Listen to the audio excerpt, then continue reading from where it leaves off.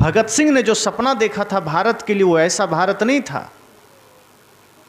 Doctor Bhimrao Ambedkar साहब ने जो सपना देखा था भारत की जो अभी वर्तमान स्थिति है, वो उन्होंने ऐसा तो नहीं देखा था।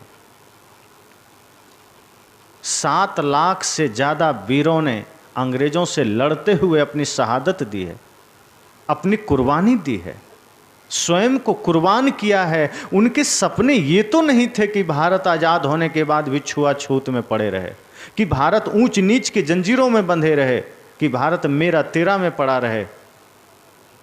ऐसा सपना नहीं था। पहली बात तो हम गुलाम ही क्यों हुए, पहले अंग्रेजों के, पहले मुगलों के और बाद में अंग्रेजों के। कितना बढ़िया तो सम्राट अशोक का राज्य चलता था।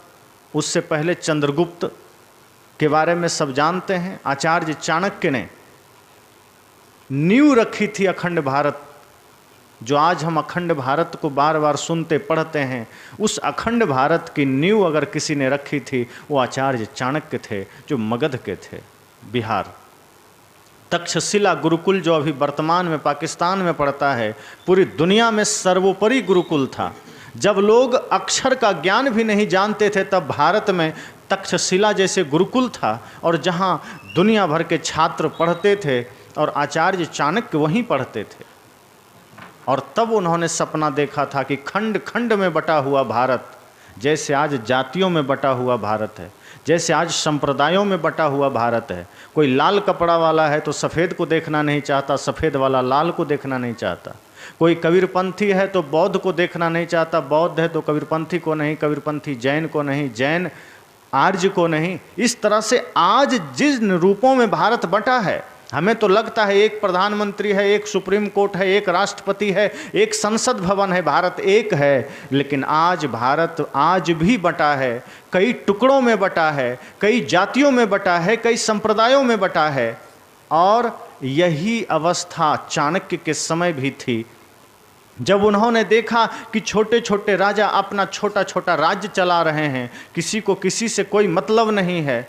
और ये पीड़ा उनको अनुभव हुई जब देखते हैं उसी खंड खंड बटे हुए भारत में कोई कमज़ोर राजा है, कोई ताकतवर है, कोई थोड़ा ज़्यादा ताकतवर है। और उस बीच जब सिकंदर का आक्रमण भारत पर हुआ, उस वक्त कई देश जो अभी गंधार, जिसको हम कंधार कहते हैं, अफगानिस्तान में पड़ता है, वहाँ के राजा पोरस और उसका भाई पौरवराज, वो जब सिकंदर से लड़ रहा था, तब चाणक्य जो तक्षशिला में ही पढ़ रहे थे, जो वहीं आसपास पड़ता था, उन्होंने सोचा कि इस वक्त कौन ऐसा है जो सिकंदर से लड़ सकता है भारत में, क्योंकि छोटे छोटे राजाओं के बस की बात नहीं थी। और तब सोचिए, आज तो गाड़ी का ज़माना है, रेलगाड़ी का ज़माना, हवाई जहाज़ का ज़माना, तब चाणक्य पाकिस्तान में जो तक्षशिला पड़ रहा है, वहाँ से पैदल ही चले होंगे या घोड़े पर चले होंगे, और वो पटना मगध आए होंगे। मगध जिस समय घनानंद वहाँ का राजा था, और उसकी राजधानी राजगृह थी, जो आज बिहार में राजगीर के नाम से जाना जाता है। वहाँ चाणक्य आते हैं और घनानंद से निवेदन करते हैं कि सिकंदर का आक्रमण हो गया है, आप अपनी सेना भेजिए ताकि भारत की सीमा की सुरक्षा हो सके। तब वो बिलासी राजा कहता है कि मुझे मगध की रक्षा करनी है, मुझे अन्य राज्य की रक्षा से क्या मतलब है। वहाँ की राजा को वहाँ की चिंता होनी चाहिए, मैं तो मगध की रक्षा करूँगा। तुम मेरे शांति में बाधा क्यों डाल रहे हो, तुम मेरे मनोरंजन में बाधा क्यों डाल रहे हो। तब चाणक्य ने कहा था कि तुम मगध के शासक जरूर हो, लेकिन ये मगध भारतवर्ष का एक अभिन्न अंग है। इस नाते तुम्हारा दायित्व बनता है, तुम्हारा फर्ज बनता है कि अपने मातृभूमि जो कि भारतवर्ष है, कश्मीर से लेकर कन्याकुमारी तक, उसकी सुरक्षा करना, और वहाँ तक पूरा भारत हमारा और आपका है। ये बात जब उन्होंने कही, तब भी घनानंद को होश नहीं आया। उसने कहा जब मगध पर आक्रमण होगा तब हम देख लेंगे, अभी तुम जाओ। अपमानित होकर निकाल दिया। उसी समय चाणक्य ने संकल्प लिया था कि ऐसे आतताई राजाओं को भारत में उखाड़ देना है जड़ मूल नष्ट कर देना है और एक ऐसे भारत की नींव रखनी है, एक ऐसे भारत की स्थापना करनी है जो अखंड हो, जहाँ एक राजा हो और वही पूरे भारत का संचालन करे। और चाणक्य हर घर में जाते थे और माताओं से कहते थे, भिक्षा का समय जब होता था, वैसे भी पहले के समय संत लोग, आचार्य लोग, ऋषि मुनि लोग भिक्षा करके भोजन करते थे, भिक्षाटन से भोजन ग्रहण करते थे। तो चाणक्य ने अपने शिष्यों से कहा था कि जिस भी घर में तुम भिक्षा लेने जाओ, बस भिक्षा लेके मत लौटना, माताओं से 2 शब्द जरूर कहना। और उन्होंने अपने शिष्यों को सिखा दिया था कि जिन माताओं से तुम भिक्षा लेने जाओगे, उनको इतना जरूर कहना कि माँ, इस भारत भूमि पर संकट आया है, इस भारत की सीमा असुरक्षित हुई है, इसलिए भिक्षा के साथ साथ अपने किसी पुत्र को भी साथ कर दो, ताकि वो इस देश के लिए लड़ सके, ताकि इस देश की सुरक्षा कर सके, और हो सके तो कुछ धन का सहयोग कर दो। और जब माताओं को ऐसी बातें धीरे धीरे बताई गई, तो माँ होती है, सभी माताओं ने अपने अपने लाल को, अपने अपने पुत्र को चाणक्य के पास भेज दिया और एक विशाल सेना तैयार हो गई। और फिर सबसे पहले उन्होंने घनानंद को पद से हटाया, राजगद्दी से हटाया, पहले मगध को अपने कब्जे में किया और चंद्रगुप्त को मगध का सम्राट घोषित किया, और धीरे धीरे सभी राज्यों को एक में मिला करके अखंड भारत बनाया, जो कि अफ़गानिस्तान से भी आगे, ईरान से लेके बर्मा तक, उधर कंबोडिया और आगे इंडोनेशिया तक भारत अखंड बना। कुछ कुछ हिस्से बचे थे, उन्हीं के पीढ़ी में आगे चंद्रगुप्त के ही वंश में आगे सम्राट अशोक ने वो बीड़ा उठाया और अखंड भारत को और बृहद किया। तो इस तरह से हमारा भारत अखंड था, सब कुछ यहाँ था, गुरुकुल थे, शिक्षा थी, असमानताएं खत्म हो गई थी, सब कुछ ठीक चल रहा था। फिर अचानक ऐसा क्या होता है कि यहाँ एक मुगल का आगमन होता है और धीरे धीरे भारत उसके चंगुल में पड़ते चला गया। क्या कारण हो गया, यहीं पर थोड़ा हमें गौर करना है। एक तो इस भारत के गुलामी का अगर मूल में आप जाएंगे तो सबसे बड़ा कारण ब्राह्मणवाद भी रहा है, जो जाति पाति और छुआछूत करके लोगों को बांटा, और वो ब्राह्मणवाद भी इस भारत के गुलामी का कारण बना। और दूसरा जो सबसे बड़ा कारण है, शरणागत की रक्षा करना, अतिथि देवो भव का भाव। ये अच्छी बात है, अतिथि देवो भव का भाव होना चाहिए, लेकिन इतना भी नहीं कि कोई सीमा पार करके हमारा नुकसान करने आ जाए, कोई देश के साथ छल कपट करने आ जाए और हम उसे अपने ही देश में पनाह दे दें। यही हुआ जब मुगल भारत आने लगे, यहाँ के राजाओं ने उनका स्वागत किया कि अतिथि देवो भव। इसी भाव के साथ राजाओं ने स्वागत किया मुगलों का, और धीरे धीरे उनका मनोबल बढ़ा, क्योंकि भारत बहुत समृद्ध था, भारत के पास धन बहुत था, सोने चांदी के ढेर लगे होते थे, यहाँ शिक्षा बहुत थी, इसलिए सबकी नज़र पड़ी भारत के राज खजाने पर, कोष पर, यहाँ के धन पर, और मुगलों का धीरे धीरे आगमन हुआ और वो छल कपट करके धीरे धीरे अपने पांव पसारने शुरू किए। और जो भारत कभी पूर्ण रूप से स्वयं में स्वतंत्र था, अखंड था, शक्तिशाली था, सर्वशक्तिमान था, वो मुगलों के अधीन हो गया। और उसके बाद गुलामी की क्या स्थिति होती है, वो जो जेल में लोग रहते हैं ना, सिर्फ उनसे आप पूछ लीजिए। हालांकि वो पूर्ण गुलाम नहीं है, उनको आज वो प्रताड़नाएं नहीं मिलती जो मुगलों ने और अंग्रेज़ों ने दिया था। जो हमारे लोगों को अंग्रेज़ों से मिला था, मुगलों से मिला था, वो आज जेलों में नहीं मिलता। फिर भी जो जेल में 24 घंटे भी रह लिए हैं, उनको पता होगा गुलामी क्या होती है। सोचिए, हमारे देश के लोगों ने 800 साल उस गुलामी को झेला, फिर 250 साल अंग्रेज़ों को झेला, और उस बीच धीरे धीरे कुछ एक लोग उठ खड़े हुए। मुगलों के समय कभी महाराणा प्रताप खड़े हो जाते थे, कभी वीर शिवाजी खड़े हो जाते थे, और मुगल और अंग्रेज के बिल्कुल मिलन काल में कभी झांसी की रानी लक्ष्मीबाई खड़ी हो गई। लेकिन एक अकेला क्या करता, लेकिन उन्होंने आज़ादी का बिगुल तो फूंक दिया था। एक पुनः ऐसे भारत का सपना देखा था जहाँ कोई भूखा ना रहे, जहाँ कोई छुआछूत ना रहे, जहाँ कोई जातिवाद ना रहे, जहाँ संप्रदायवाद ना रहे, जहाँ कोई भी आदमी रात में बिना भोजन के ना सो सके। जहाँ सबको भोजन मिले, सबको शिक्षा मिले, सबको स्वास्थ्य मिले, ऐसे भारत की कल्पना करते हुए हमारे वीरों ने अपनी शहादत दे रहे थे, अपनी कुर्बानी दे रहे थे कि मेरी कुर्बानी भले हो जाए लेकिन हमारा देश आज़ाद होना चाहिए। और इस तरह से फिर प्रक्रिया आरंभ होती है, धीरे धीरे धीरे धीरे करके इस आज़ादी के लिए हमारे वीर, हमारे देश के जो आज सच में रत्न हैं, उन लोगों ने कोशिशें की, प्रयास किए, लड़ाइयाँ लड़ी, अपनी अपनी कुर्बानी दी। और वो कुर्बानी कई बार हम लोग एक राष्ट्रगीत सुनते हैं, दे दी आज़ादी हमें बिना खड़ग बिना ढाल, साबरमती के संत तूने कर दिया कमाल। महात्मा गांधी बड़े साधक पुरुष थे, राजनीतिक पुरुष थे और हमारे देश के राष्ट्रपिता भी हैं, लेकिन ये रचना जिन्होंने की है शायद वो संपूर्ण रूप से देख नहीं पाए कि अगर बिना खड़ग और बिना ढाल के आज़ादी मिलती तो भगत सिंह को फांसी नहीं होती, चंद्रशेखर आज़ाद को अपनी कुर्बानी नहीं देनी पड़ती, नेताजी सुभाष को कुर्बानी नहीं देनी पड़ती। मैंने कहा 7 लाख से अधिक वीरों ने अपनी कुर्बानी दी, वो नहीं देनी पड़ती। लेकिन आज भी उन वीरों का सम्मान नहीं है। भगत सिंह आतंकवादी घोषित कर दिए जाते हैं, नेताजी सुभाष चंद्र बोस की मृत्यु ही रहस्य बन जाती है।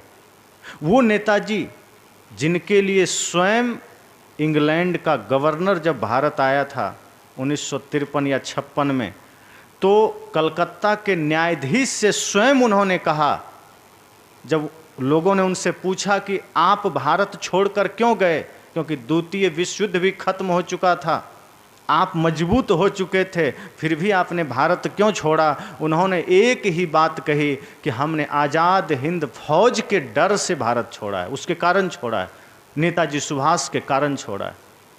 क्योंकि नेताजी सुभाष चंद्र बोस वो फौलादी देशभक्त थे जिन्होंने संकल्प ही लिया था कि मुझे मांग के नहीं मार के आज़ादी लेनी है। ये अंग्रेज जो हमारे देश में कुंडली मार के बैठे हैं, इसको उसी भांति यहाँ से मार के भगाना है जैसे इन्होंने हमारे देशवासियों के साथ किया है। और पहला तिरंगा उन्होंने ही अंडमान निकोबार पर फहराया था। इस आज़ाद भारत का पहला तिरंगा फहराने वाला पहला व्यक्ति अगर कोई कहें, पहला राजपुरुष अगर कोई कहें तो नेताजी सुभाष चंद्र बोस थे। लेकिन नियति को कुछ और ही मंजूर था। जब वो अपने अन्य अभियान के साथ जुड़े थे तो अचानक उनका प्लेन दुर्घटनाग्रस्त होता है और उनकी मृत्यु रहस्य बन जाती है। कोई नहीं जानता को मरे, क्या हुआ, कहाँ गए, कुछ पता नहीं चलता। तो हमारे महापुरुषों ने, हमारे शहीदों ने किस भांति से इस देश के लिए अपनी कुर्बानी दी। भगत सिंह को फांसी होती है, वो भी चाहते तो परिवार के साथ रहते, पत्नी के साथ रहते, वो भी चाहते तो नौकरी कर लेते। नेताजी सुभाष तो उस समय, जो आज के समय सबसे बड़ा रैंक होता है आईएएस, उस तरह की शिक्षा वो लंदन में रह करके पास भी कर लिए थे, वो भी कमिश्नर बन जाते, वो भी कलेक्टर बन जाते। लेकिन उन्होंने लात मार दी, कहा नहीं, मुझे तो भारत माँ की सेवा करनी है, मुझे तो भारत माँ के लिए जीना है। आज किसी को पाकिस्तान से लाख, 2 लाख, 10 लाख रुपए का लालच मिल जाता है, वो आदमी भारत में के ही खिलाफ कहीं बम रख के चला आता है। इतनी गद्दारी भारत के ही अंदर रह के हो रही है। अगर किसी को धन का लोभ मिल जाता है, वो ये नहीं देखता कि ये भारत मेरी भूमि है, प्राण जाए तो जाए लेकिन हम भारत के साथ गद्दारी नहीं करेंगे। लेकिन धन का लालच पा करके वो 5-10 लाख के लालच में ही अपने ही देश में अपने ही लोगों पर बम भी फेंक देता है, अपने ही सेना पर पत्थर भी फेंक देता है, अपने ही सेना पर डंडे चला देता है, अपने ही सेना पर पेट्रोल बम चला देता है। लेकिन सोचिए, नेताजी सुभाष इतनी बड़ी नौकरी, इतनी बड़ी डिग्री को लात मार कर कहते हैं मैं तो भारत माँ की सेवा करूँगा। भगत सिंह कहते हैं मैं तो चाहे जो हो जाए भारत माँ की सेवा करूँगा। लक्ष्मीबाई भी चाहती तो अंग्रेज़ों से साठगांठ करके राज्य चला सकती थी, लेकिन कहा नहीं, सर कट सकता है लेकिन झुक नहीं सकता है। ये बातें हम इसलिए याद कर रहे हैं कि हम जरा अपने भीतर झांकें कि हम उनके सपनों का भारत बना पाए कि नहीं। वो जो सपना देखे थे उसको हम पूरा कर पाए कि नहीं। जो सपना उन लोगों ने देखा था वो हम कर पाए कि नहीं। लेकिन आप अगर नज़र दौड़ाएंगे तो आपको पता चलेगा उनके सपनों का भारत बिल्कुल भी नहीं बना। जो वो नहीं सोचे थे वही हो चुका है, वही भारत में घटित हो रहा है। जो भारत अपनी संस्कृति, अपनी सभ्यता के लिए विश्व में विख्यात था, आज हमारे युवाओं को, आज हमारे बहनों को ये ख्याल ही नहीं है कि हमारा रोल मॉडल कौन होना चाहिए। आज हमारे भाई, आज हमारे बहनें अपने रोल मॉडल किसी हीरो, किसी हीरोइन को चुन लेते हैं, किसी क्रिकेटर को चुन लेते हैं, किसी सिंगर को चुन लेते हैं, लेकिन ये भूल जाते हैं कि इस देश के अगर कोई असली हीरो है वो नेताजी सुभाष जैसे लोग हैं, चंद्रशेखर आज़ाद जैसे लोग हैं, भगत सिंह जैसे लोग हैं, डॉक्टर भीमराव अंबेडकर जैसे लोग हैं, और तो और जो सीमा पर जवान खड़े हैं वो असली हीरो हैं। अगर किसी को रोल मॉडल बनाना है आप उन्हें बनाइए। अगर किसी को रोल मॉडल बनाना है, अपना आदर्श बनाना है, तो श्री राम को बनाइए, कृष्ण को बनाइए, बुद्ध महावीर कबीर को बनाइए, नानक को बनाइए, मीराबाई को बनाइए, लक्ष्मीबाई को बनाइए। अगर आप अपने जीवन में इन्हें अपना आदर्श चुनते हैं, इन्हें अपना रोल मॉडल चुनते हैं, तो मैं निश्चित कहता हूं कि जीवन में आप जो करना चाहते हैं वो पा सकते हैं। और ये जो विसंगतियां इस देश में आ गई है, ये जो आडंबर इस देश में आ गया है, वो क्षण भर में नष्ट हो सकता है। इसलिए आज हमारे युवाओं को ये सोचना पड़ेगा कि हम किस रास्ते पर जा रहे हैं, हम कैसा जीवन जी रहे हैं। एक दिन तो चिता में जलना ही है, एक दिन तो राख होना ही है, लेकिन राख होने से पहले हमारा दायित्व क्या है, हमारा कर्तव्य क्या है, हम क्या करने के लिए आए हैं। क्या खाना पीना करना, नौकरी करना, अपने लिए धन जमा करना, अपने बच्चों के लिए कुछ करके और दुनिया से विदा हो जाना, क्या यही हमारा लक्ष्य है? क्या यही हमारा उद्देश्य है? इससे तो कोई मतलब नहीं। इतना काम तो जानवर भी कर रहे हैं, खा रहे हैं, पी रहे हैं, बच्चे पैदा कर रहे हैं। अगर यही काम इंसान भी कर रहा है, और इस भारत जैसे भूमि में जन्म लेने वाला इंसान भी यही काम कर रहा है, जो ऋषि मुनियों का देश है, जो साधु संतों का देश है, जो वीरों का देश है, जो शहीदों का देश है, तो फिर क्या मतलब रहा? फिर हमारे मनुष्य होने का क्या मतलब रहा? हम तो सिर्फ गाथाएं गाते हैं कि राम जी मर्यादा पुरुषोत्तम थे, जंगल चले गए थे। हम गाथाएं गाते हैं कि भाई के साथ उनका प्रेम था। हम गाथाएं गाते हैं कि माँ सीता ने अपने पातिव्रत धर्म का पालन किया था। हम गाथाएं गाते हैं कि श्रवण कुमार अपने पिता, अपने माँ को 4 धाम की यात्रा कराए थे। हम गाथा गाते हैं कि लव कुश जैसे पुत्र हों तो अयोध्या की सेना भी हार जाती है, चूँकि उन्हें माँ सीता का परवरिश मिला था। ऋषियों ने कहा है ना, माता निर्माता भवती, माँ निर्माण करती है बच्चों का, और वही काम माँ सीता ने लव कुश के लिए कहा था। हम ये सारी गाथाएं गाते हैं, बस एक काम नहीं कर पाते, उन गाथाओं को अपने जीवन में उतार नहीं पाते, उन महापुरुषों के जीवन दर्शन को अपने जीवन में उतार नहीं पाते। और नहीं उतारने के कारण हम किताबों में पढ़ रहे हैं राम की कहानी, किताबों में पढ़ रहे हैं कृष्ण की कहानी, किताबों में पढ़ रहे हैं कबीर की कहानी, किताबों में ही पढ़ रहे हैं भगत सिंह, चंद्रशेखर आज़ाद की कहानी, नेताजी की कहानी, और रियल लाइफ में हमारा कुछ और ही चलता है। आदमी आज भजन भी कब गाता है? बूढ़े लोग तो भजन गा लेते हैं, जवान अब भजन भी नहीं गाते। और कभी कभी भजन हमने सुना है कुछ लोगों से, वो कब गाते हैं? जब वो मरघट से गुजर रहे होते हैं, जब शमशान घाट से गुजर रहे होते हैं, तब लोगों को याद आता है जय हनुमान ज्ञान गुण सागर, जय कपीस तिहुँ लोक उजागर। तब वो गाता है भूत पिशाच निकट नहीं आवे, महावीर जब नाम सुनावे। और जैसे ही शमशान घाट पार करेगा, तुरंत साजन मेरा उस पार है। ये हालत आज हमारे युवाओं की। जब तक मरघट में है, हनुमान जी याद आ रहे हैं, राम जी याद आ रहे हैं, कबीर याद आ रहे हैं, लेकिन जैसे ही वो पार हुआ, अब उनकी कोई ज़रूरत नहीं है। अब तो वही फिल्मी गाने चलेंगे, अब तो वही मूवी चलेंगे, अब तो वही सब क्रिकेटर चलेंगे।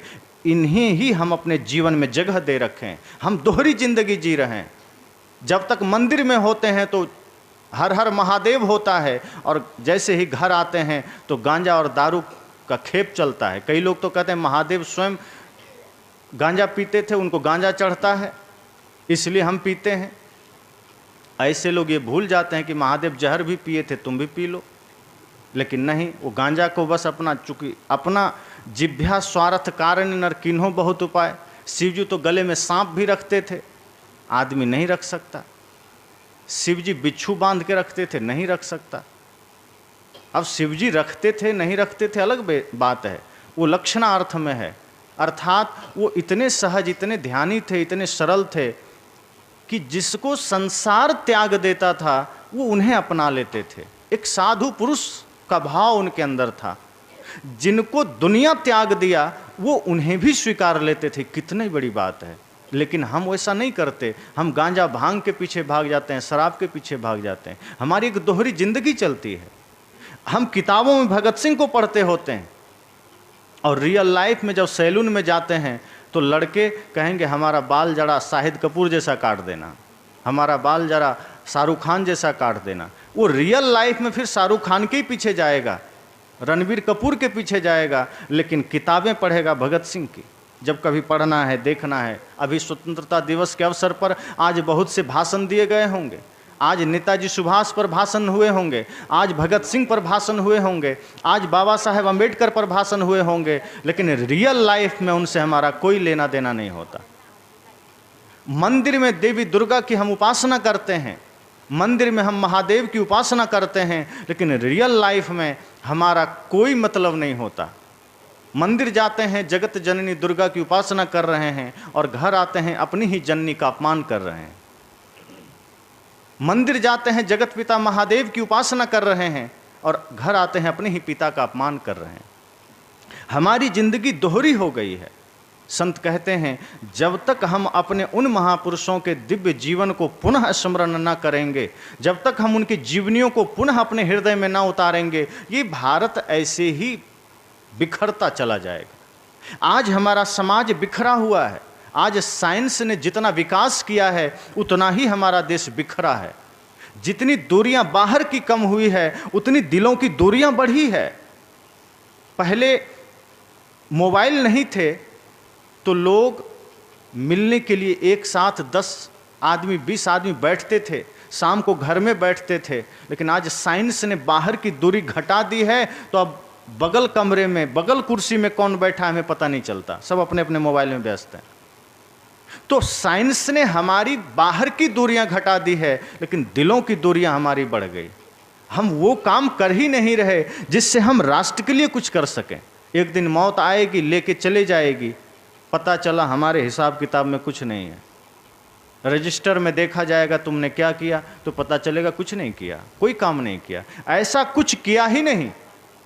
भजन आप लोग सुनते हैं ना, संग चले सोई धन है, संतो छूट जाए सोई माया। करो तैयारी ऐसे धन की जो नहीं होए पराया। संग चले सोई धन है, संतो छूट जाए सोई माया। वो धन की तो हम तैयारी ही नहीं कर रहे हैं जो साथ जाए। वो कर्म हम कमा ही नहीं रहे जो साथ जाएगा। अगर आप एक पिता हैं और अपने पुत्र को अगर सही शिक्षा नहीं दे पा रहे, अगर आप उनको मैथ की शिक्षा देने की चेष्टा कर रहे हैं, साइंस की शिक्षा देने की चेष्टा कर रहे हैं, अंग्रेजी हिंदी संस्कृत की शिक्षा देने की चेष्टा कर रहे हैं, तो साथ साथ उसे एक संस्कार की भी शिक्षा दीजिए, उसे मर्यादा की भी शिक्षा दीजिए, उसे अपने महापुरुषों की जीवनियों की भी शिक्षा दीजिए। अगर आप ये नहीं कर रहे हैं तो आप अपने पुत्र को डॉक्टर तो बना देंगे, आप उसे वकील तो बना देंगे, आप उसे इंजीनियर तो बना देंगे, आप उसे डीएम बना देंगे, एसपी बना देंगे, लेकिन आप उसे एक अच्छा इंसान कभी नहीं बना पाएंगे। इसलिए आज इस भारतवर्ष में, आज इस पवित्र भारत भूमि में आवश्यकता है कि हम अपने तरफ झांकें और उन महापुरुषों को देखें जिन्होंने इस भारत के लिए एक अलग ही सपना देखा था, जिन्होंने इस भारत के लिए एक अलग ही कल्पना की थी कि मैं तो जा रहा हूं, मैं तो फांसी पर लटक रहा हूं, मैं तो गोलियां खा रहा हूं, लेकिन मेरे आने वाले पीढ़ियां, मेरे आने वाले भारतवासी अपने मन में, अपने हृदय में एक ऐसा ज्वाला जगाना, एक ऐसा संकल्प लेना कि पुनः कोई आतताई इस देश को गुलाम न कर सके, पुनः कोई आसुरी सोच हमारे समाज में विघटन न पैदा कर सके। लेकिन आज वो आसुरी सोच, हो सकता है पाकिस्तान, चीन जैसे देश हमें परेशान करते रहें, वो कुछ नहीं कर पाएंगे, लेकिन जो सोच यहाँ नहीं आनी थी वो सोच हमारे समाज में आ चुकी है। जो डिवाइड करने की सोच, विरोध करने की सोच, बांटने की सोच विरोध की कि वो छोटा मैं बड़ा, वो गरीब मैं धनी, वो शूद्र मैं ब्राह्मण, ये जो सोच आज आ गई है, यही सोच भारत को खोखला कर रहा है। मैंने कहा ना कि राजस्थान की घटना अभी ताजा, पानी पीने के लिए लड़का गया, संविधान के अनुसार तथाकथित शूद्र जाति का, और पानी पी लेता है, शिक्षक मार दे, उसे पीट पीट के मार देते हैं। आज भारत के 75 वर्ष की आज़ादी के बाद भी अगर छुआछूत नहीं मिटा, तो सोचिए सदगुरु कबीर के सपनों का ये धरती बन पाया? क्या बुद्ध के सपनों का, बुद्ध के संदेशों का धरती ये बन पाया? क्या भगत सिंह ने यही सपना देखा था? क्या गांधी जी ने यही सपना देखा था? क्या डॉक्टर भीमराव अंबेडकर ने यही सपना देखा था? नहीं देखा होगा। वे ये सपना बिल्कुल नहीं देखे होंगे। क्या वीर सावरकर ने यही सपना देखा था?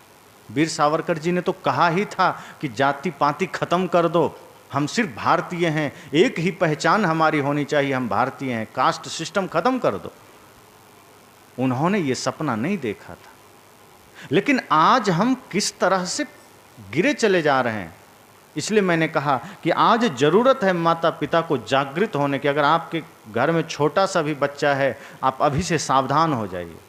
आप उसके अंदर शिक्षा दीजिए, बाहर की शिक्षा दीजिए, संस्कृत, हिंदी, अंग्रेजी सब शिक्षा दीजिए, फ्रेंच की दीजिए, तमिल की दीजिए, चाइनीज भी दे दीजिए, कोई दिक्कत नहीं। लेकिन एक शिक्षा साथ में और दीजिए कि उसे मातृभक्ति, पितृभक्ति, गुरु भक्ति और राष्ट्र भक्ति, ये 4 भक्ति का सूत्र जरूर देना। अगर माताओं आपने ठान लिया और आपने ये 4 सूत्र अपने अपने बच्चों को बचपन से ही देना शुरू कर दिया, तो निश्चित मानिए हर घर में एक श्रवण कुमार खड़ा हो जाएगा, तो निश्चित मानिए हर घर में एक नेताजी सुभाष खड़ा होगा। और फिर आपको रोना नहीं पड़ेगा, फिर आपको वृद्धाश्रम जाना नहीं पड़ेगा, फिर आपका घर ही मंदिर होगा, आपका घर ही देवालय होगा, आपका घर ही सिद्धालय होगा। यही सपना हमारे महापुरुषों ने देखा था। वे फांसी पर लटकते जा रहे थे और यही सपना देखते जा रहे थे कि मैं तो जा रहा हूं, लेकिन मेरे बाद मेरे भारत के लोग ऐसा नहीं करेंगे। जिसके कारण हम अंग्रेजों के गुलाम रहे हैं, जिसके कारण हम मुगलों के गुलाम रहे हैं, अगर वही काम आज हम पुनः कर रहे हैं तो भले ही हम कहने को स्वतंत्र हैं, जो मन चाहे कर रहे हैं, लेकिन मानसिक रूप से हम उससे ज़्यादा गुलाम हैं। हम वो शांति, वो स्वतंत्रता का दुरुपयोग कर रहे हैं।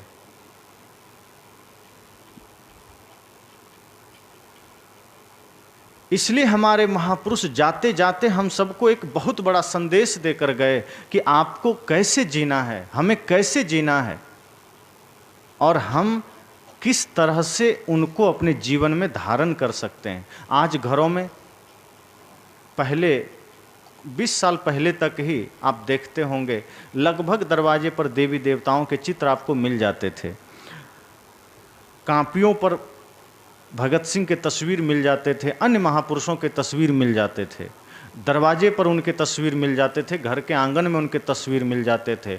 अब वो तस्वीर भी गायब हो गए। जो महापुरुष हमारे दिल और दीवाल दोनों जगह होने चाहिए, आज उनकी तस्वीर ही गायब हो गई। अब लोग घरों में हीरो हीरोइन की तस्वीर लगाते हैं, अब कापी किताब में भी उन्हीं की तस्वीरें आती है, अब सब जगह उन्हीं का डेरा डल गया है। कैसे भारत बदलेगा, कैसे हमारे बच्चे सही संस्कार लेंगे, ये हम सबको सोचना है। हम सबका दायित्व है कि हम जैसे पहले दादा दादी के समय में जब टीवी रेडियो का बिल्कुल प्रचलन कम था, मोबाइल तो था ही नहीं, तो दादा दादी कहानियाँ सुनाते थे, राजा रानी की कहानी, राम जी की कहानी, कृष्ण जी की कहानी, अन्य महापुरुषों की कहानी, आज़ादी की कहानी। तो बच्चे बचपन से ही उन चीज़ों को जानते थे, उनके मन मस्तिष्क में शुरू से ही महापुरुषों की कुछ छवि आ जाती थी, और वो उतने पतन पर नहीं जा पाते थे जितना आज के युवा जा रहे हैं। लगता है आज शिक्षा ज़्यादा बढ़ गई है, लेकिन आज संस्कार उतना ही गिरा है। जितना शिक्षा का स्तर ऊंचा हुआ है, उतना ही संस्कारों का स्तर नीचे हुआ है। और इसका कारण सिर्फ इतना है कि हमारा समाज, हमारे लोग अपने शास्त्र अपने महापुरुष से दूर होते जा रहे हैं। आज बच्चे के मन में एक ही सवाल होता है, एक ही सपना होता है, एक ही संकल्प होता है कि पढ़ लिख कर किसी तरह हम अच्छी शिक्षा ग्रहण कर लें और एक अच्छा पैकेज पा करके कहीं जॉब में लग जाएं। उसके बाद एक अपना बढ़िया बंगला हो, एक बढ़िया गाड़ी हो और कुछ बैंक बैलेंस हो और कहीं कुछ प्रॉपर्टी हो, बस यही हमारी ज़िंदगी है। कितनी सोच गिर गई हमारी कि इससे अधिक हम सोच ही नहीं पाते। साहब ने तो कहा, साईं इतना दीजिए जामे कुटुंब समाए, मैं भी भूखा ना रहूं साधु न भूखा जाए। कि खाने पीने जीने के लिए तो इतना पर्याप्त है कि अपने पास इतना धन हो कि हम बढ़िया से खाएं, बढ़िया से जिएं और द्वार पर कोई आ जाए तो वो भी भूखा ना जाए। इसका मतलब ये गरीबी थोड़े है, इतना सामर्थ्य होना चाहिए। और अधिक धन है कोई बात नहीं, साहब नहीं कहते अधिक धन है तो फेंक दो, लेकिन साहब ये भी कहते हैं कि कबीर जब हम पैदा हुए जग हंसे हम रोए, ऐसी करनी कर चलो हम हंसे जग रोए।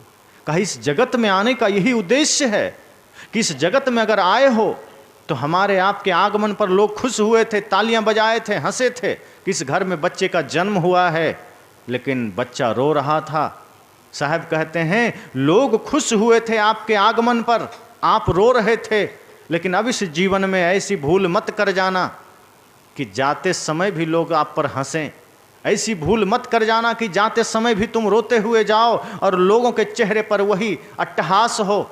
आते समय तो खुशी से हंसे थे, पर अब कर्म ऐसा करना, अब ऐसी कमाई करना कि इस धरती से जब जाने लगो तो लोगों के आंखों में आंसू हो और आपके चेहरे पर निश्चिंतता के भाव हो, आपके चेहरे पर प्रसन्नता हो। ये कमाई करके जाना, वरना जिंदगी नरक हो जाएगी, व्यर्थ हो जाएगी और फिर बहुरी ना आना होए, फिर दोबारा यहाँ आना हो ना हो, इस रूप में आना हो ना हो, कौन जानता है। जितना विस्तार हम कर रहे हैं, सदगुरु यही तो कहते हैं, वो विस्तार चाहे तुम रजिस्ट्री करा लो, लेकिन जब आंख बंद होगी वो यहीं रहना है। साथ तो वही जाएगा जो कुछ अच्छे बुरे हम कमा लेंगे। यही हमारे महापुरुषों ने भी कहा कि हम तो जा रहे हैं लेकिन अपने पीछे हम अपने आदर्शों का पद चिन्ह छोड़े चले जा रहे हैं। अगर तुम्हें चलना है तो उन पद चिन्हों पर चलकर मुझ तक पहुंच सकते हो, लेकिन आज हमने उन पद चिन्हों को ही मिटा दिया है, आज हमने उन संस्कारों को ही साइड कर दिया है, आज हमने महापुरुषों की वाणियों को ही साइड कर दिया है। मैंने कहा ना कि आज हमारे बच्चे अपना रोल मॉडल भगत सिंह, चंद्रशेखर आज़ाद को नहीं बनाते। उनके मन में वो सपना नहीं है कि मैं भी देश के लिए कुछ कर सकूं। आज उन्हें वही हीरो हीरोइन के सपने याद आते हैं, उन्हीं के विचार याद आते हैं, उन्हीं गीतों में गुनगुना करके खोए रहते हैं। वैसा ही जीवन जीना चाहते हैं, वैसा ही कर्म करना चाहते हैं। ये भारत का दुर्भाग्य है, ये हमारा आपका दुर्भाग्य है। विदेशों की बात तो हम नहीं कह सकते, क्योंकि वहाँ ऐसे महापुरुष, ऐसे ऋषि मुनि, ऐसे सिद्ध साधक संत का अवतरण नहीं हुआ। इसलिए तो विदेशों के लोग भारत आते हैं धर्म की शिक्षा लेने, विदेशों के लोग भारत आते हैं योग का ज्ञान लेने, ध्यान की शिक्षा लेने। सोचिए जो विदेश आकंठ विज्ञान में डूबा है, विलासिता में डूबा है, वो विदेश के लोग भी भारत आ रहा है ध्यान सीखने, वो विदेश के लोग भी भारत आ रहा है योग सीखने। और भारत जो योग की जननी है, जहाँ ध्यान जागृत होता है हर घर में, वहाँ के लोग अब ध्यान, योग, प्राणायाम, योग, आयुर्वेद से दूरी बना लिए। वहाँ के लोग अब धर्म से दूरी बना लिए, वहाँ के लोग अब आदर्शों से दूरी बना लिए। ये कैसा दुर्भाग्य है। विदेश के लोग जो आकंठ विलास में डूबे हैं, उनका जीवन किसी को समझ नहीं आता, लेकिन वे लोग शांति की तलाश में भारत की तरफ मुड़ रहे हैं। और जो भारत इतना समृद्ध रहा है, इतना सर्वोत्कृष्ट रहा है, वो भारत आज इस अवस्था में बेहाल खड़ा है, निढाल खड़ा है। ये दुख की बात है। इसलिए मैंने कहा कि हमारे महापुरुषों ने ये सपना नहीं देखा था कि कहीं छुआछूत हो, कहीं जातिवाद हो, कहीं संप्रदायवाद हो। उन्होंने तो एक सशक्त, समृद्ध और स्वस्थ भारत का सपना देखा था। ऐसा भारत जो पुनः अखंड बन सके, जहाँ कोई दुखी न रहे, ऐसा भारत जहाँ कोई रोगी न रह सके, ऐसा भारत जहाँ कोई लाचार न रह सके। राम राज्य की कल्पना होती थी, कि राम जी के ज़माने में सब बढ़िया था। अब राम राज्य अगर आए तो अच्छी बात है, जातिवाद मिट जानी चाहिए, छुआछूत मिट जाना चाहिए। जैसे पहले स्त्रियों को वेद पढ़ने का अधिकार नहीं था, बहुत पहले बीच में कुछ लोगों ने ये तांडव किया था, एकदम पहले तो नहीं था, क्योंकि वेद की रचना में स्त्रियों का भी हाथ है। वेद के बहुत से ऋचाओं को माताओं ने लिखा है और उन्हीं माताओं को वेद नहीं पढ़ने का अधिकार पंडितों ने जारी कर दिया। सोचिए कितनी निकृष्ट सोच रही होगी तथाकथित पुरोहित पंडितों की। जिन माताओं का योगदान वेद में है और जिस वेद में पहले देव ही माँ को कहा गया कि मातृदेवो भव, उन्हीं को वेद से वंचित कर दिया गया, उन्हीं को शिक्षा से वंचित कर दिया गया, उन्हीं को मंदिर से वंचित कर दिया गया। जिस देश में नारी और पुरुष को एक स्तंभ माना है, सदगुरु कबीर ने भी कहा को पुरुषा को नारी, या फिर आधे वसे पुरुष आधे वसे जोय, वो भारत का वो गौरवशाली समय को बीच में कुछ तथाकथित पंडित पुजारियों ने बरगला करके स्वयं को ऊंचा बना लिया और दूसरों को नीचा कर दिया, स्त्री को निकृष्ट बना दिया। चूंकि मैंने कहा ना माता निर्माता भवती, इसके पीछे भी एक साजिश रही है, क्योंकि मातृशक्ति के पास बहुत ज़्यादा सामर्थ्य है। वो पिता ना भी चाहे तो माँ अगर चाह ले तो अपने बच्चे को योग्य बना सकती है, ये सामर्थ्य। और ये माता सीता ने करके दिखाया। वहाँ राम जी नहीं थे, लक्ष्मण जी नहीं थे, अयोध्या का कोई लोग नहीं था, जंगल, लेकिन माँ सीता ने संकल्प लिया और लव कुश को संगीत में पारंगत कर दिया, ज्ञान में पारंगत कर दिया और शक्ति में पारंगत कर दिया, मर्यादाओं में पारंगत कर दिया। इतना पारंगत कर दिया कि उस समय जो सेना रावण को भी छक्के छुड़ा के आया था, वही सेना में वो महाबली लवकुश से हार जाते हैं। ये माता की शक्ति है। यही साजिश तथाकथित पंडितों ने किया ताकि नारी को शिक्षा का अधिकार ही ना मिले, ताकि भारत पुनः सशक्त हो सके, ताकि ऐसे पुत्र पुनः जन्म ले सके जो अकेला ही पूरी दुनिया को हिला के रख दे, पुनः कोई बुद्ध जन्म न ले सके, पुनः कोई कबीर माँ के गर्भ से बाहर ना आ सके। यही साजिश रही होगी उन लोगों की कि पुनः कोई नेताजी सुभाष जन्म न ले सके जो अकेले ही सबको झकझोर के रख दे। लेकिन अब पुनः जागृत हो चुके हैं, अब पुनः सदगुरु कबीर के विचार लोगों के जहन में घूम रहे हैं, अब पुनः सदगुरु कबीर की वाणियाँ समाज समाज में फैल रही है, उन महापुरुषों की वाणियाँ सब जगह जा रही है। तो आज माताओं को भी जागृत होने का समय है, जागने का समय है। आज इस 75वें आज़ादी के अमृत महोत्सव पर एक संकल्प लेने की आवश्यकता है कि 75 साल हो गए लेकिन भारत में कुछ नहीं बदला।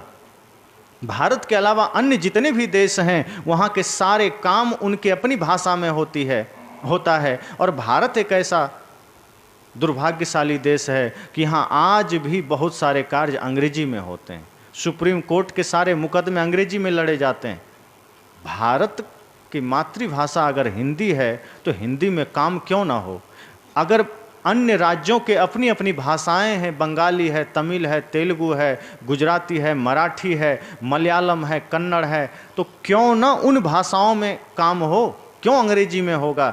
एक बगल में नेपाल है, सारा काम नेपाली में होता है, चीन में सारा काम चाइनीज में होता है, फ्रांस में सारा काम फ्रेंच में होता है, और एक हमारा दुर्भाग्यशाली देश भारत है, आज़ादी के 75 साल बाद भी सारे काम अंग्रेजी में होते हैं। और हमारे लोगों को तो एक होड़ सी लगी है कि हम सब कुछ हर शब्द में अंग्रेजी बोलना सीख जाएं, अंग्रेजी पढ़ना सीख जाएं, अंग्रेजी में ही अभिवादन करें। मैं ये नहीं कहता भाषा मत सीखिए, दुनिया की सारी भाषा सीख जाइए, लेकिन अपनी जो गरिमा है, अपनी जो मर्यादा है अपनी भाषा की, उसको सर्वोपरि रखिए, उसको सर्वोपरि दर्जा दीजिए, सारा काम उसमें कीजिए। बाकी शौक़ से अंग्रेजी सीखिए, ज़रूरत पड़े फर्राटेदार अंग्रेजी बोलिए, फर्राटेदार संस्कृत बोलिए, फर्राटेदार अन्य भाषाओं को बोलिए, कोई दिक्कत नहीं, लेकिन गौरव अपनी भाषा में रखना चाहिए। तो आज आज़ादी के 75 साल बाद भी क्या बदला? कपड़े नहीं बदले। धीरे धीरे अब कपड़े ऐसे हो गए जो पहले अंग्रेज लोग पहनते थे, आज हम पहन रहे हैं। आज हमारे देश में इतना पतन की ओर हमारा समाज जा रहा है कि अब कपड़े ऐसे आ गए हैं जो देख करके ही हंसी भी आती है और आश्चर्य भी होता है। पहले कपड़े पहने जाते थे शरीर को ढकने के लिए, अब कपड़े पहने जाते हैं शरीर को दिखाने के लिए। अब पता ही नहीं चलता। पहले अगर लोग शर्ट पहनते थे या टी शर्ट पहनते थे और वो अगर छोटा हो जाता था तो बदल के लाता था, अब जानबूझ के छोटा लेते हैं जो आधा 6 इंच नीचे दिखता रहे। पहले जींस पहनते थे या पैंट पहनते थे, अगर थोड़ा खरोंच भी लग गया, फट गया, तो माँ को दे देते थे टेलर को कि इस पर तुरंत सिलाई कर दो। अब जानबूझ के फटा हुआ लेके आते हैं, घुटना दिखता रहता है। ये क्या तरीका है? पहली बार जब मैं ये चीज़ देखा तो मुझे लगा चूहा काट दिया होगा, ये देखा नहीं पहन के आ गया। ऐसा ही तो हो रहा है, यही तो देश में घटित हो रहा है। हमारा समाज किधर जा रहा है? खाना भी वही पिज्ज़ा, बर्गर, चाउमीन में आज हमारा देश पीछे भागे चला जा रहा है। चाय के पीछे हमारा देश भाग रहा है, कॉफ़ी के पीछे भाग रहा है। हमारे देश में अंग्रेज आए, तमाम कचड़े लेकर आए, हम उसको दोनों हाथ से स्वीकार लिए। उसका भोजन, उसकी भाषा, उसकी संस्कृति, उसका खाना पीना, कपड़ा सब हमने स्वीकार लिया। और जो ऋषि मुनियों का दिया हुआ इतना अद्भुत वैज्ञानिक तथ्यों से प्रमाणित हमारा स्वयं का भोजन, हमारा स्वयं का कपड़ा, हमारा स्वयं का जीने के तौर तरीके, हमने उसे साइड कर दिया कि इसकी ज़रूरत नहीं। ये भारत का पतन ही तो है। अगर हम अपनी भाषा पर गर्व नहीं कर सकते, हम अपनी संस्कृति पर गर्व नहीं कर सकते, तो हम कैसे भारतवासी हैं? आज तिलक लगाने में गर्व होना चाहिए। हम जिस देश में रहते हैं, यहाँ किसी भी संप्रदाय में चले जाइए, तिलक की महत्ता है, गले में माला का गर्व होना चाहिए। लेकिन आज लड़के लोग या लड़कियां माला पहनने में शर्म करती है कि हम सोने का चैन तो पहन लेंगे, गले में माला कैसे पहनेंगे? लोग क्या कहेंगे, सहेलियां क्या कहेंगे, फ्रेंड? इसमें गौरव होना चाहिए, इसमें आपको भीतर से खुशी होनी चाहिए कि हम अपने उन दिव्य महापुरुषों के दिए हुए संदेश के प्रतीक को, यद्यपि ये माला कुछ नहीं है लेकिन प्रतीक तो है। जैसे सेना, कपड़ा वहाँ लड़ाई नहीं करता है, कपड़ा बंदूक नहीं चलाता है, चलाता आदमी ही है, लेकिन फिर भी वर्दी मिलती है सेना की, एक अलग वर्दी होती है। अगर सेना को धोती कुर्ता पहना के तिलक लगा के खड़ा कर दिया जाए तो गोली नहीं चला पाएगा। वर्दी का एक गर्मी आती है तो ड्रेस मिलता है। उसी तरह डॉक्टर की एक वर्दी होती है, वकील की एक वर्दी होती है, सन्यासी की एक वर्दी होती है। इसी तरह वैष्णव भक्त की एक पहचान होती है, तिलक और माला, जो हमें गर्व से धारण करना चाहिए। हम सोचते हैं कैसे पहन लें। कई जगह मैं देखा, कई लोग कहते हैं माला तो लेंगे लेकिन धागा में नहीं लेंगे, जो सोने का चैन पहने उसी में पहन लेंगे, ताकि लोगों को न लगे। वो हमेशा पीछे घुसाए रखेंगे ताकि किसी की नज़र न पड़े। और तिलक तो लगाएंगे ही नहीं, जबकि ये पहचान हमारे देश की है, हमारी संस्कृति की है। हम तिलक लगाएं, हम माला धारण करें। और इससे क्या होगा? मैंने कहा ना, होगा तो शिक्षा से ही। ये दीक्षा जो है, ये माला है, ये जो तिलक है, ये सिर्फ हमें जागरूक करते हैं, हमें ध्यान केंद्रित करवाते हैं कि हम कहीं भटक तो नहीं रहे। लोग कहते हैं ना, तुम्हारे गला में माला है, झूठ काहे बोलता है, तुम माथे पर तिलक लगाए हो, यहाँ काहे खड़ा है शराब की दुकान पर। तो ये तिलक बड़ा ताकतवर होता है। अगर कोई लगा लिया है तो शराब की दुकान पर वो खड़ा नहीं हो पाएगा, उसको वो तिलक रोकेगा, वो कंठी उसको रोकता है। इसलिए हम अपनी संस्कृति पर गर्व करें, हम अपनी संस्कृति पर अभिमान करें, स्वाभिमान करें कि हमारे महापुरुषों ने पूरी दुनिया में एक अद्भुत आदर्श हमें दिया है और वो भारतवर्ष में ही संभव है। और हम सब सौभाग्यशाली हैं कि हम भारतवासी हैं, हम सब सौभाग्यशाली हैं कि इस भारत में हमने जन्म लिया है। तो आज़ादी के 75 वर्ष के बाद भी क्या बदला है? जो अंग्रेज आए थे, चाय दे कर गए, आज हर घर में सुबह की शुरुआत चाय से होती है। क्यों कब्ज नहीं रहेगा? क्यों गैस नहीं रहेगा? आज हर घर के लोग अपने छोटे से टेबल रखते हैं सोने के जगह में, और वहाँ जहाँ पुस्तकें होनी चाहिए, जहाँ कुछ बढ़िया सुनने की चीज़ें होनी चाहिए थी, प्रसाद होने चाहिए थे, उस टेबल पर हर आदमी छोटा छोटा डिस्पेंसरी बना रखा है। सिर दर्द की दवा है, बुखार की दवा है, पेट दर्द की दवा है, गैस की दवा है, घुटने दर्द की दवा है। लगता है हर टेबल अब मेडिकल स्टोर बन चुका है। क्यों ऐसा हुआ? क्योंकि हमने अपनी संस्कृति का ही त्याग कर दिया है। सुबह की शुरुआत चाय से। वैज्ञानिकों ने खोज किया कि जो जहर तंबाकू में पाया जाता है, निकोटीन नाम का जहर, वही चाय में पाया जाता है। और जो चाय हम पीते हैं वो कुछ नहीं करता, बस इतना ही करता है कि हमारे पाचन शक्ति को ठोकर मारता है, उसको नष्ट करता है। और धीरे धीरे उसकी चुस्कियाँ लेते लेते लेते लेते हमारा पाचन शक्ति तहस नहस हो जाता है। फिर हम भोजन को पचा नहीं पाते हैं। फिर जो भोजन हम करते हैं वो सिर्फ सड़ता है और सड़ करके बाहर हो जाता है, और उससे शरीर में एसिड बनता है, यूरिया बनता है। फिर हम तलवे के दर्द से, घुटने के दर्द से, और पेट में जब कब्ज बनना शुरू होता है तो 100 प्रकार के बीमारी से हम पीड़ित होते हैं। कहते हैं क्या करें, हम तो बड़े बीमार हैं। क्या हम चाय का त्याग नहीं कर सकते? हमारे ऋषि मुनि के समय से अंग्रेज आए, चाय देकर गए, हमने चाय पी लिया। अंग्रेज आए, पेप्सी देकर गए, हम पेप्सी पी रहे हैं। अंग्रेज आए, Coca Cola, Thums Up, Mirinda देकर गए, हम उसको पी रहे हैं। हमारे देश में इसका कोई प्रावधान नहीं था, इसकी कोई व्यवस्था नहीं थी, इसके पीछे कोई नहीं जाता था।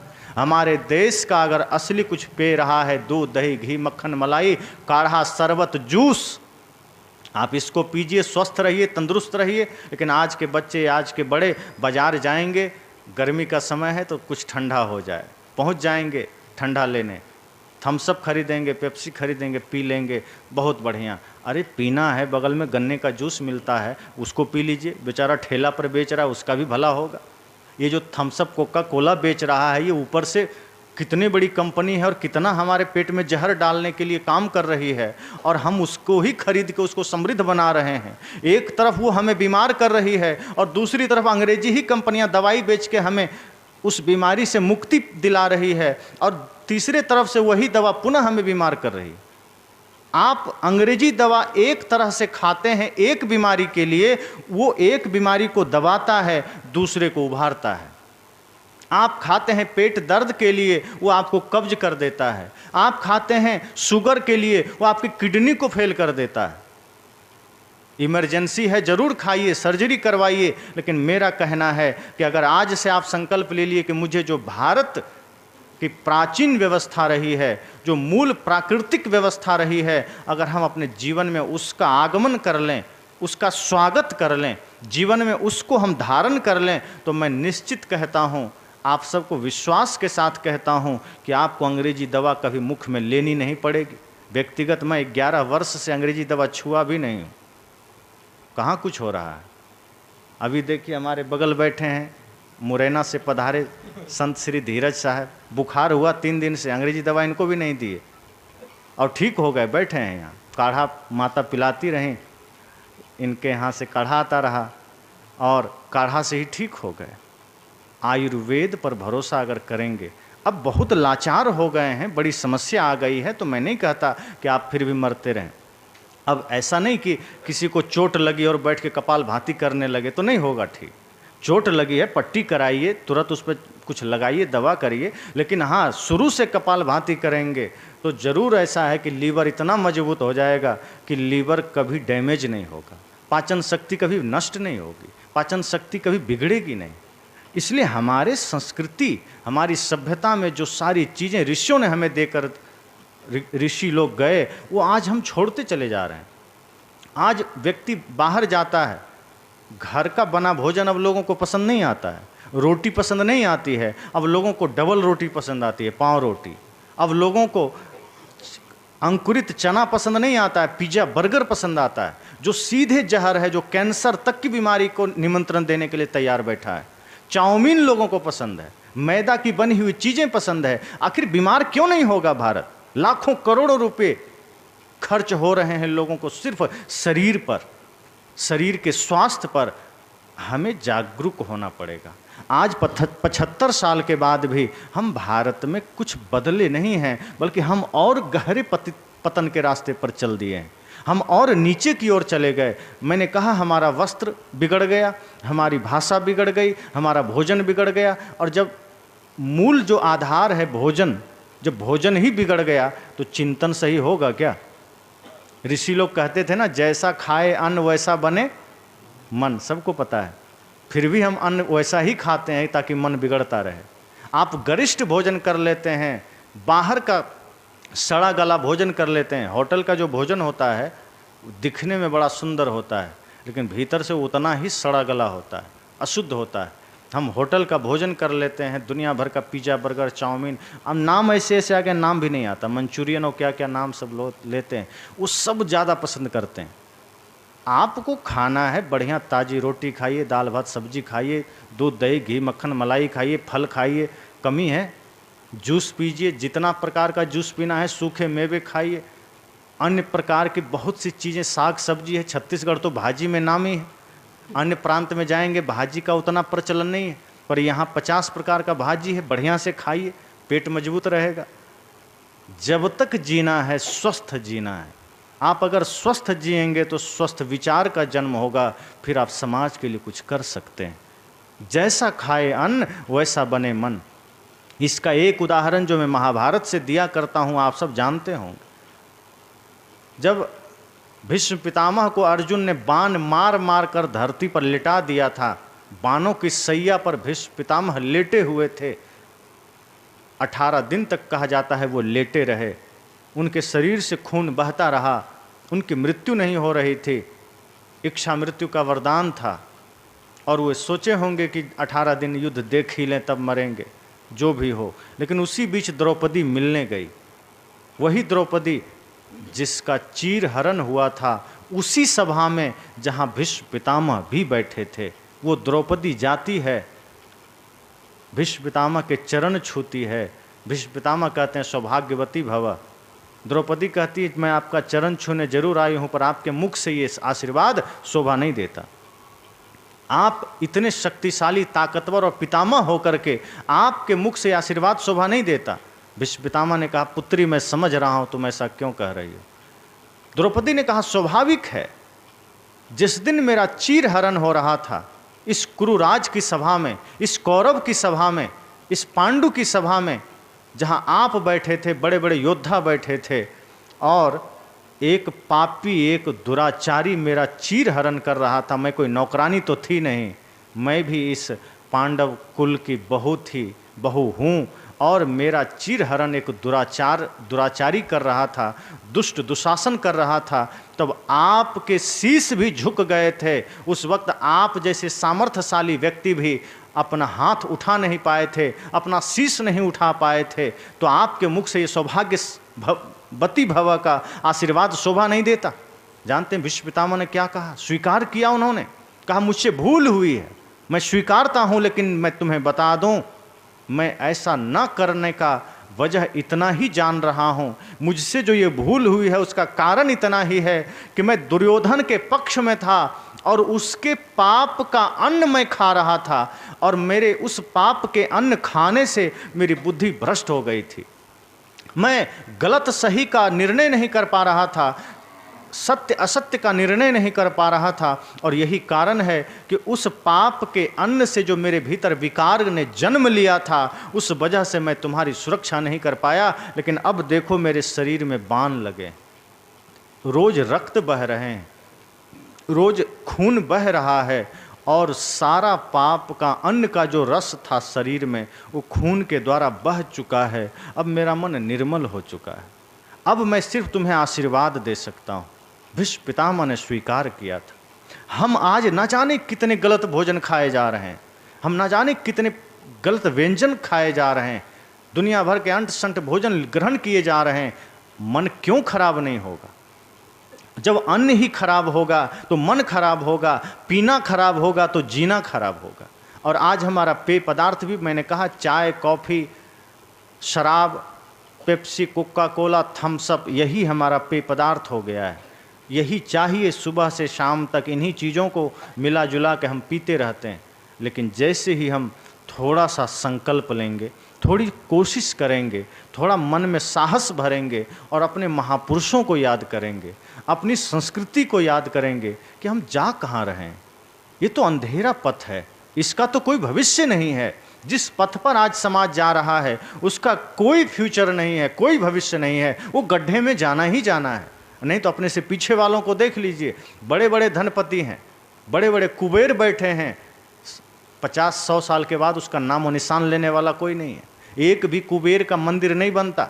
ये टाटा बिरला डालमिया का 50 साल बाद कोई मंदिर बना के पूजा नहीं करेगा, लेकिन माता सबरी का आज भी पूजा हो रहा है, मीराबाई का आज भी पूजा हो रहा है, विदुर जी को आज भी सम्मान मिल रहा है, जिन्होंने जीवन में प्रेम का धन धारण किया है, जिन्होंने माता पिता गुरु और राष्ट्र भक्ति के दौलत को धारण किया है, वो पूज्य बन जाता है, वो अमर बन जाता है। इसलिए मैंने कहा आज पुनः वो संकल्प हम सबको लेना चाहिए कि आज़ादी के इस 75 साल बाद हमारे जीवन में क्या बदलाव आया है, हमारी संस्कृति, हमारी सभ्यता, हमारी मर्यादाएं कहाँ चली गई, हमारे बच्चे किस दिशा में जा रहे हैं। एक तो ये मैकाले शिक्षा नीति ने हमारे बच्चों के मन में इतना जहर भर दिया है भारतीय संस्कृति के प्रति, भारतीय शिक्षा के प्रति, संस्कृत के प्रति, हिंदी के प्रति, कि अब बच्चे पढ़ते हैं ऐसे ही कॉन्वेंट में पढ़ते हैं जहां बचपन से वो शिक्षा उनको मिलती है और वो सपना देखते हैं कनाडा का पैकेज मिल जाए, ऑस्ट्रेलिया का पैकेज मिल जाए,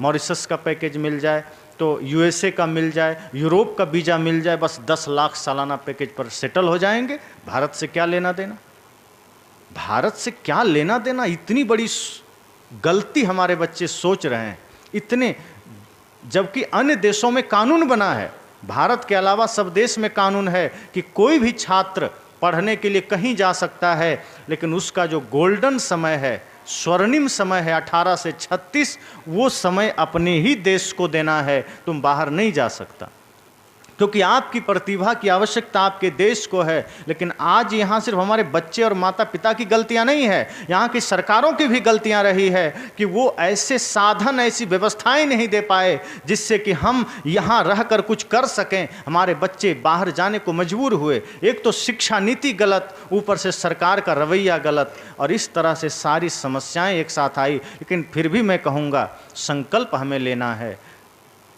मजबूत दृढ़ निश्चय हमें लेना है कि और कोई क्या करता है कोई मतलब नहीं, ये देश तो हमारा है, ये भारत भूमि तो हमारी है।